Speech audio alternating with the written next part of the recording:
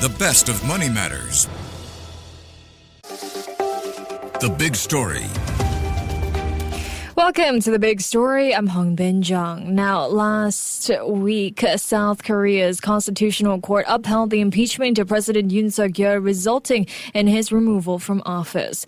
According to South Korean law, a new presidential election must be held within 16 days of a president's removal, which means that the nation is now preparing for a snap election likely to take place by June 3rd, 2025. Now, the aftermath of President Yoon's impeachment has left South Korea grappling with political instability with wide-ranging consequences for its future governance, domestic policies, and international relations. And to help us navigate the complexities of this situation and offer insights into the potential outcomes of the upcoming election, joining us today is Yongwook, who is the Assistant Professor of International Politics at the Lee Kuan Yew School of Public Policy at the National University of Singapore. Professor, welcome to the show. Thank you for having me. Thank you so much for joining us. Professor, former President Yoon Suk Yeol has finally been ousted. Now, this after months of delay and the verdict which kept the country on edge.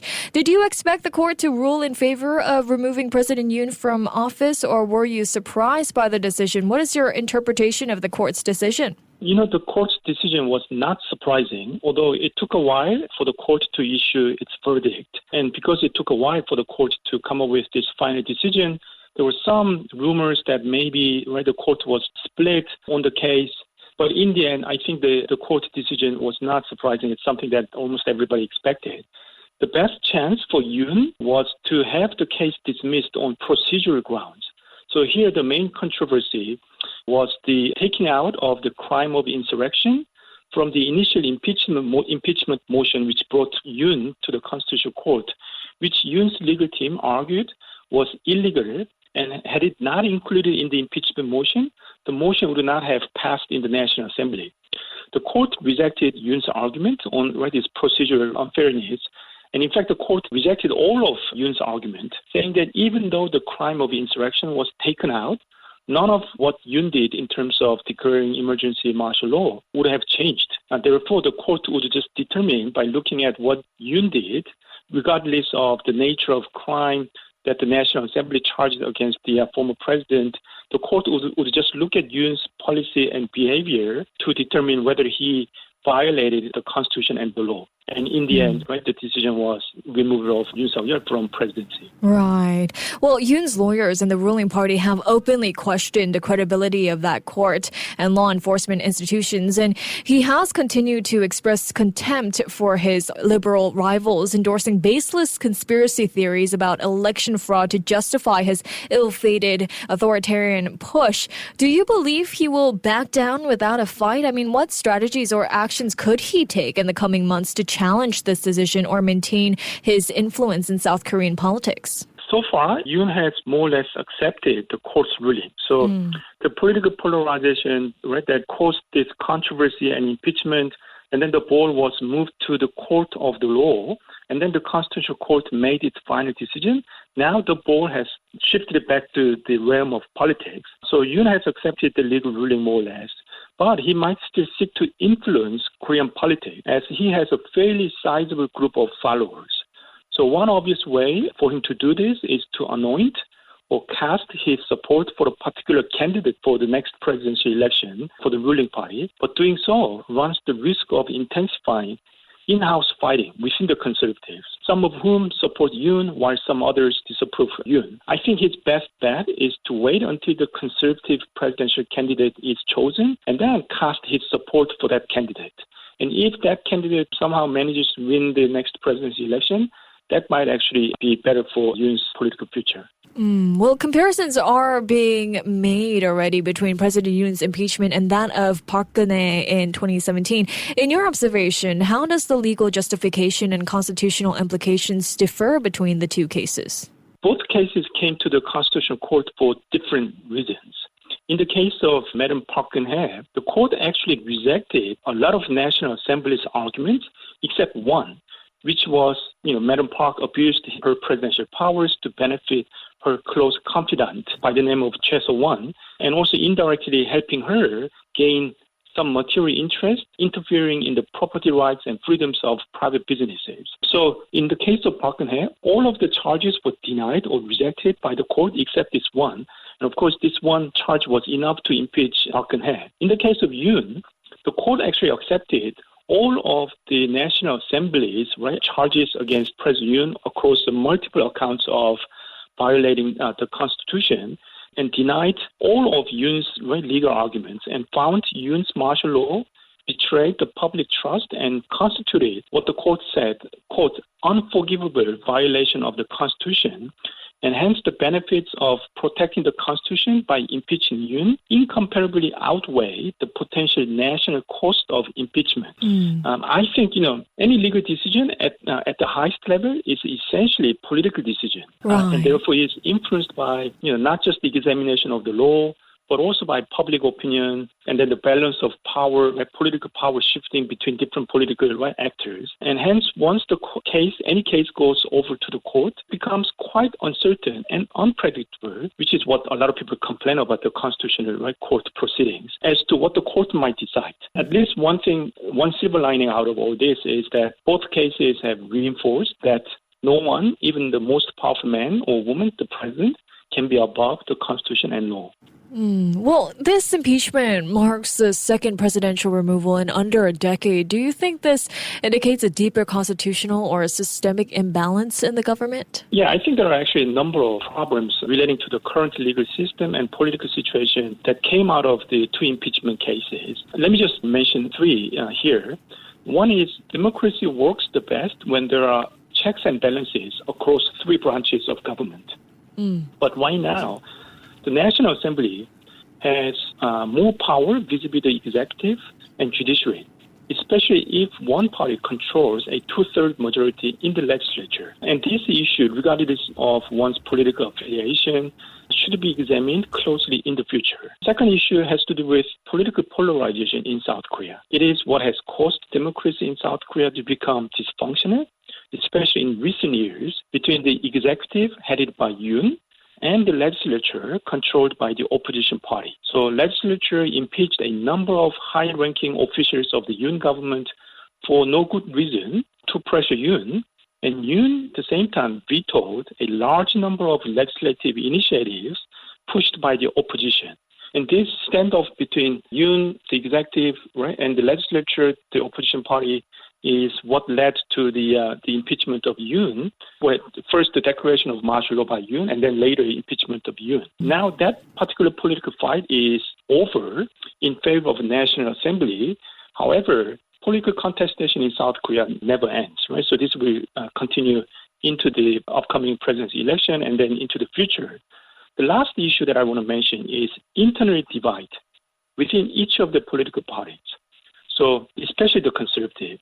So neither Park nor Yoon would have been impeached had their ruling party remained united. With the help of defectors from their own ruling party that allowed the opposition to cross over the two-thirds majority threshold in the legislature required for impeaching the president. So hence, one lesson could be that before fighting with the other political group, you must check your own internal unity.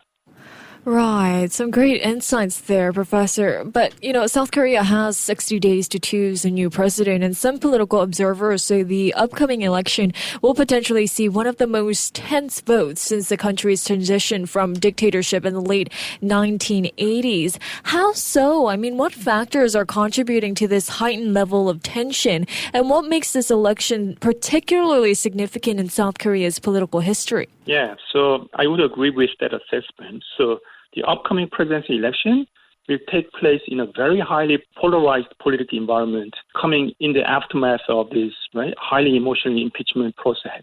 And this should mobilize hardcore supporters on both sides of the political spectrum. At the same time, there will be a number of important issues relating to domestic and foreign policy issues.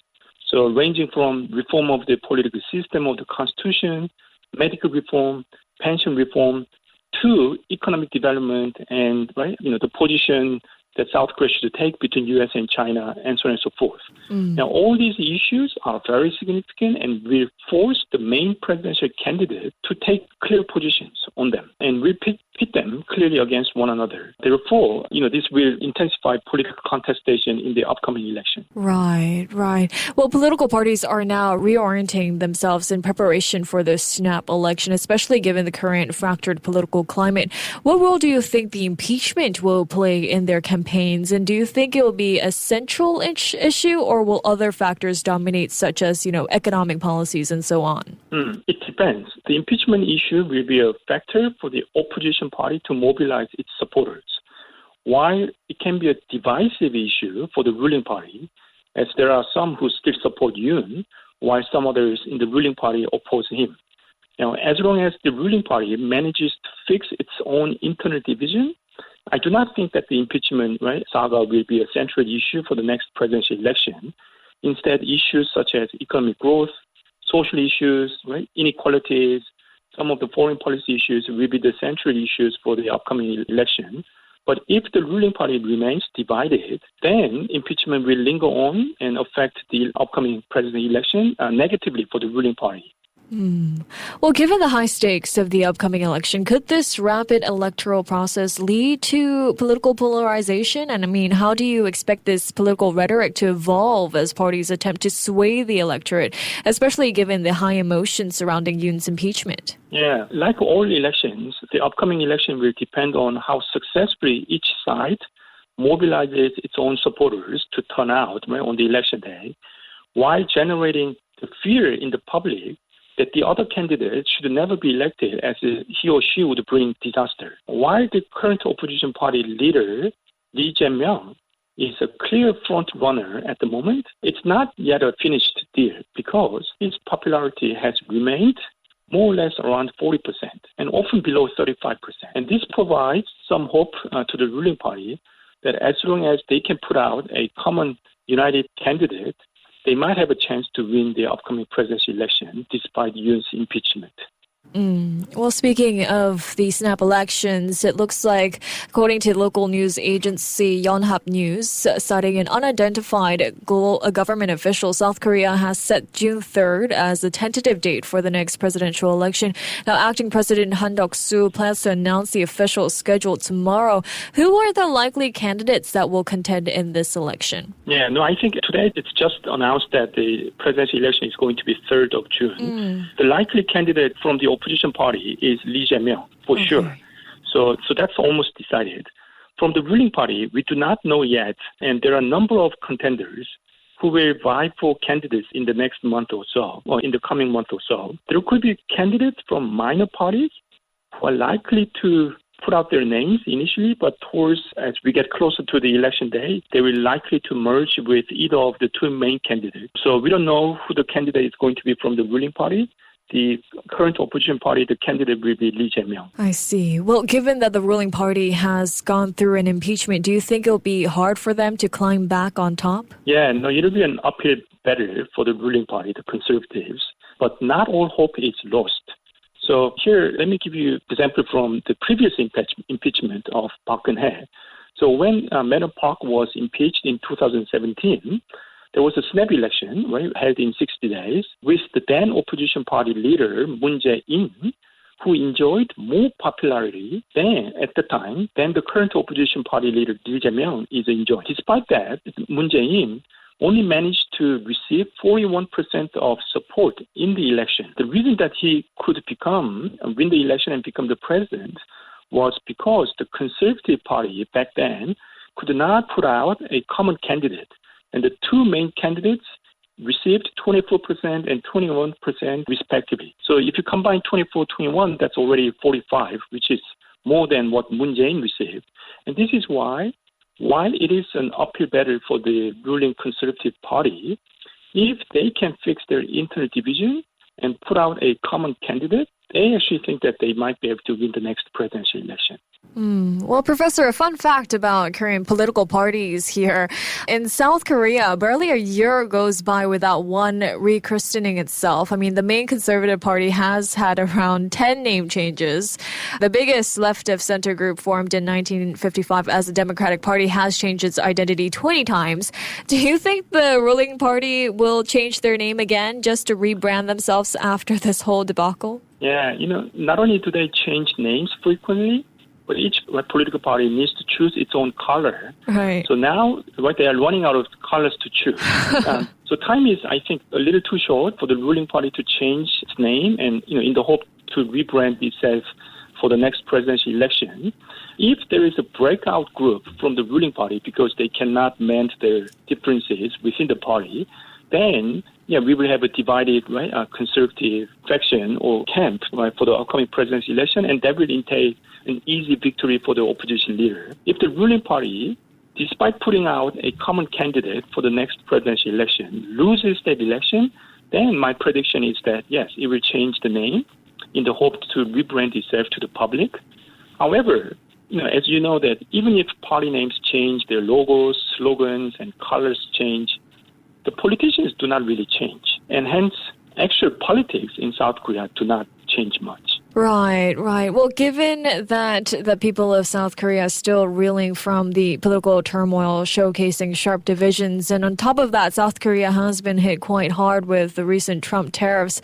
So before we let you go here, Professor, I think it's very key to ask you, what's the priority in voters' minds now? What will they be looking for in the next president? It is quite unfortunate and worrisome for South Korea that Korea has leadership vacuum at a time external challenges are mounting, one of which is what you mentioned, right? Namely Trump tariffs. Why foreign policy issues will be important? I think as we get into the election campaign, the more pressing concerns relate to economic growth, jobs, inequalities, social issues such as pensions, right, and medical service, basically bread and butter issues that affect the daily lives of ordinary people.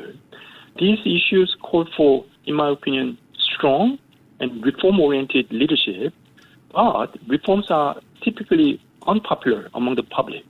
So what South Korea needs is a leader who can convince the people to accept short-term pains and sacrifice for long-term gains.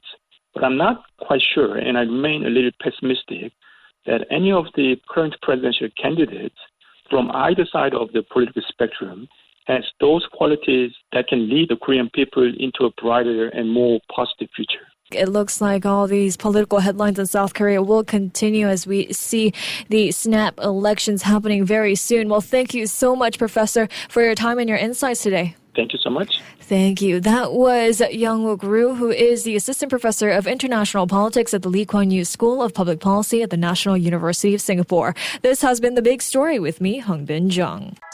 To listen to more great interviews, download our podcasts at audio.sg or download the audio app. That's AWEDIO, audio at the App Store and Google Play.